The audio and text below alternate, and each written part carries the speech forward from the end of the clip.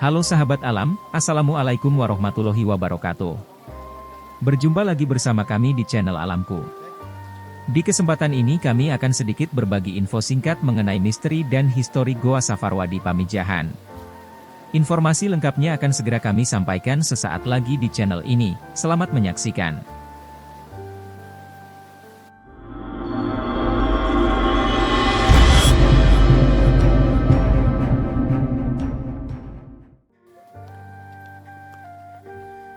Pagi ini sekitar pukul 8.30, kami bersama rombongan berangkat dari makam Waliullah Syekh Abdul Muhyi menuju Goa Safarwadi.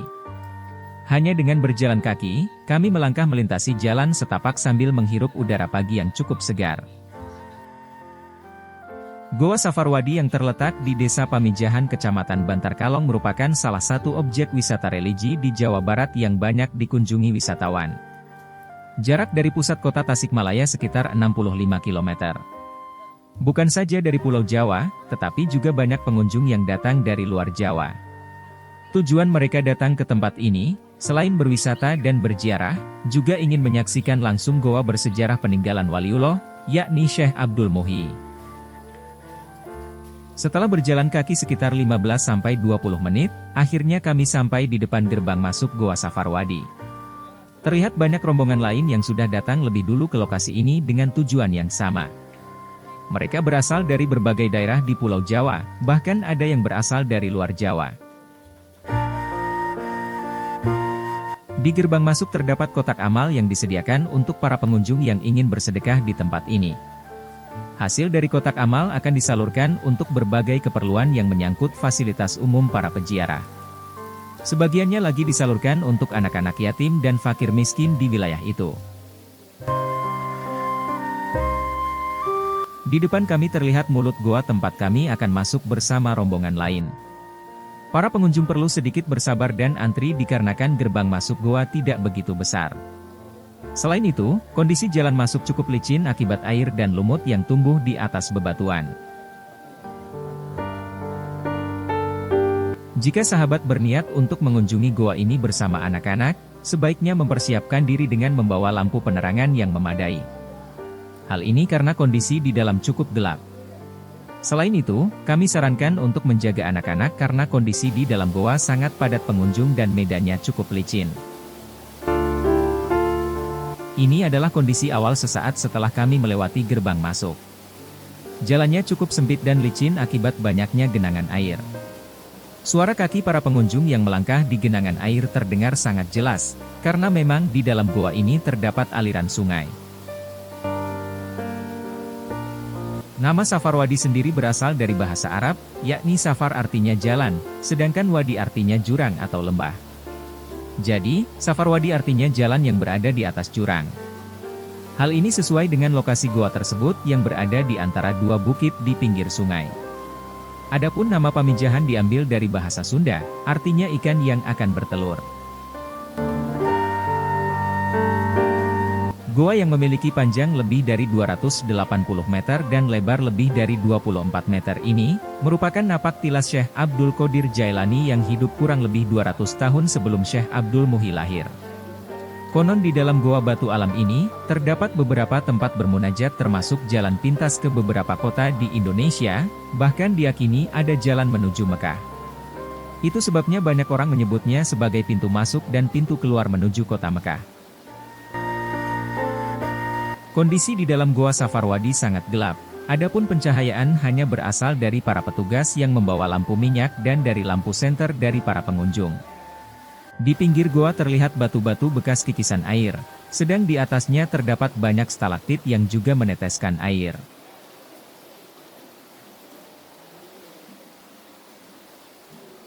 Di depan kami adalah aliran sungai kecil yang airnya bening dan bersih. Aliran air ini hanya kotor akibat lumpur dan tanah yang keluar akibat injakan kaki para pengunjung. Saat ini kami akan terus mengeksplorasi goa sambil melihat-lihat bukti sejarah yang ada di goa, sampai ke ujung gerbang tempat jalan keluar. Terkadang kami harus menyingkirkan pakaian agar tidak basah terkena air saat melangkah. Cukup sulit memang, tetapi semangat para pengunjung untuk mengetahui langsung situs ini, menjadi motivasi besar untuk tetap berjalan dan berkeliling di dalam goa. Tujuannya tiada lain, untuk melihat bukti fisik sejarah Goa Safarwadi secara langsung dengan mata kepala sendiri. Sebagian pengunjung bahkan merasa penasaran untuk mengetahui misteri di balik histori Goa Safarwadi. Pasalnya, menurut beberapa orang, goa yang dulu merupakan tempat berkholwat Syekh Abdul Muhyi ini sangat angker dan keramat.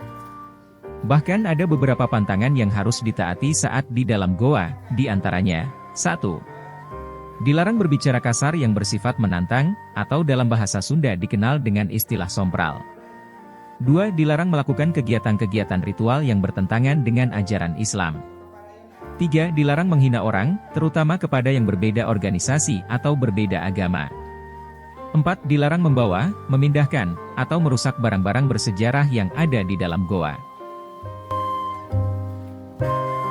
Bagi sahabat muslim yang tertarik untuk datang ke goa ini, sebaiknya membawa seseorang yang berpengalaman dan berilmu tinggi, seperti ustadz atau ulama yang paham akan ajaran pokok Islam. Alasannya, untuk menghindari hal-hal yang tidak diinginkan terutama kemusyrikan yang bisa merusak akidah. Konon Goa Safarwadi pernah digunakan untuk pertemuan para wali Songo saat merencanakan penyebaran agama Islam saat itu. Terdapat sekitar 17 lokasi di dalam goa yang dulu digunakan para wali untuk beribadah, termasuk tempat untuk berkholwat atau bersemedi mendekatkan diri pada ilahi. Di Goa Safarwadi ini terdapat petilasan Syekh Abdul Muhyi yang berupa pertapaan, masjid, dan batu peci haji.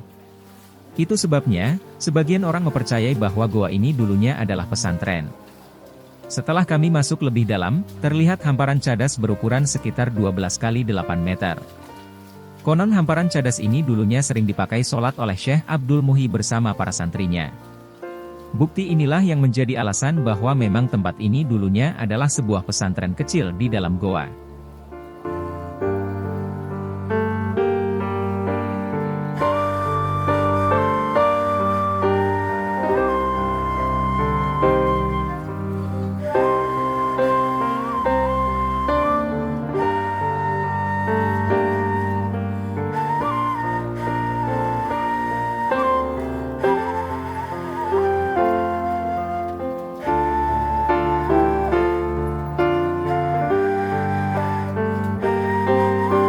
Untuk menuju hamparan batu cadas tersebut, kami harus melalui lorong kecil dan beberapa anak tangga dari batu karena lokasinya lebih tinggi.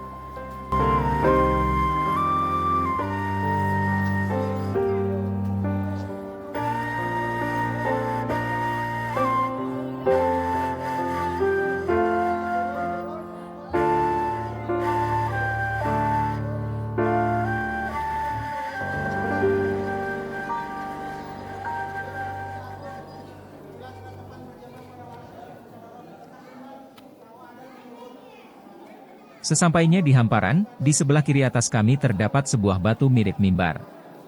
Menurut petugas yang ada di sana, dulunya tempat ini dipakai sebagai pertemuan para wali, berdiskusi, menuntut ilmu dan beribadah, termasuk sholat berjamaah.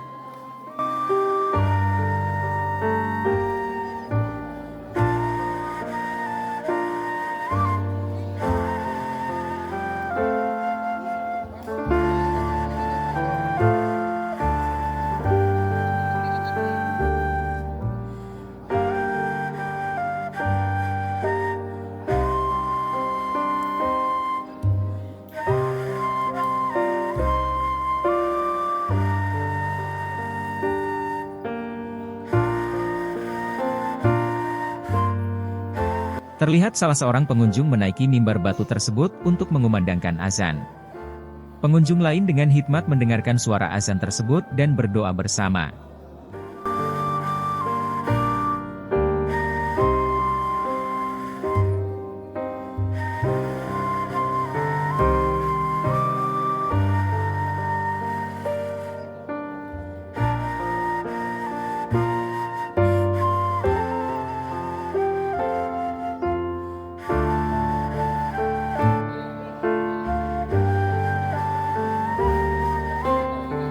Di bagian ujung dekat hamparan batu, terdapat dua lubang di dinding goa sebelah kiri dan kanan.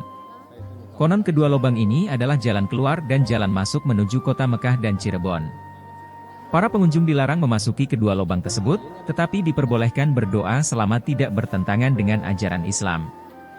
Selain lubang-lubang tadi, juga terdapat lubang-lubang lainnya yang fungsinya sama, yakni sebagai jalan keluar masuk ke kota-kota lain di Indonesia.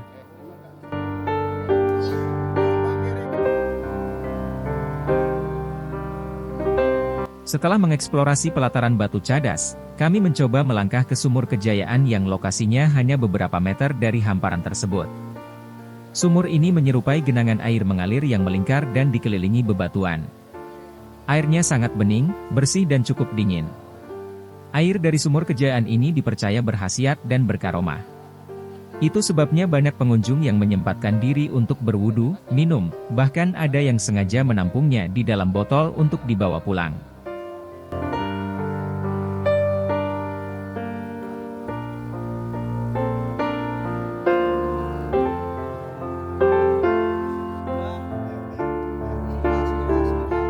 Usai dari Sumur Kejayaan, kami mencoba untuk mendatangi tempat bersejarah lainnya di dalam goa ini. Yakni ke lokasi Batu Peci Haji yang jaraknya hanya beberapa meter dari Sumur Kejayaan.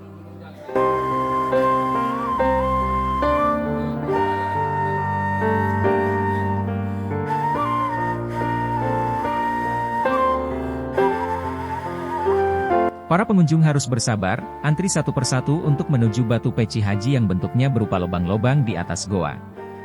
Konon jika ada pengunjung yang kepalanya pas di lingkaran lubang tersebut, maka kelak ia akan mampu melaksanakan ibadah haji ke Tanah Suci.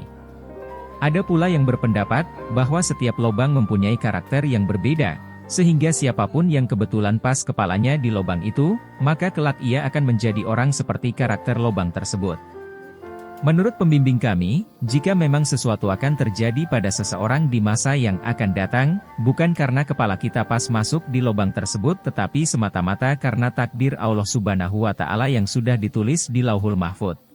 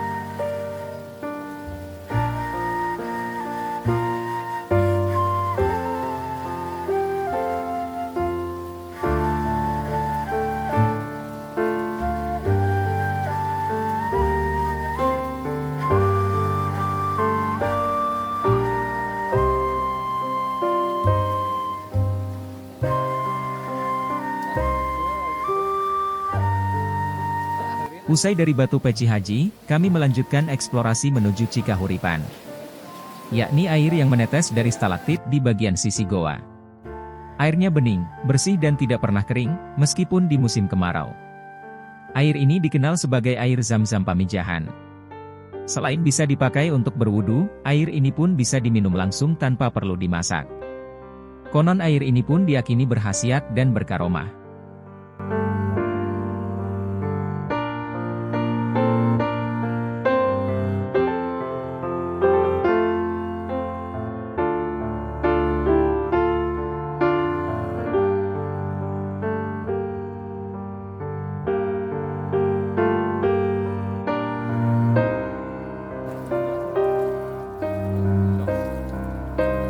Selain minum dan berwudu di Cikahuripan, sebagian pengunjung ada yang menampungnya untuk dibawa pulang. Mereka meyakini bahwa dengan meminumnya akan membawa keberuntungan dan keberkahan dalam hidup. Lagi-lagi, masalah seperti ini perlu ilmu dan bimbingan ulama untuk meluruskan niat dan tujuan agar terhindar dari kemusyrikan.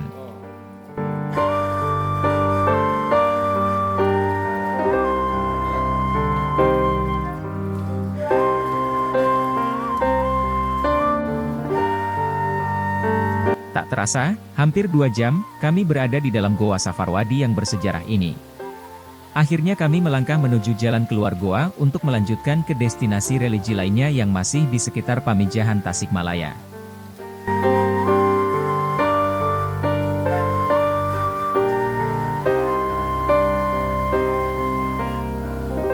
Sahabat alam, demikian informasi religi yang bisa kami sampaikan saat ini.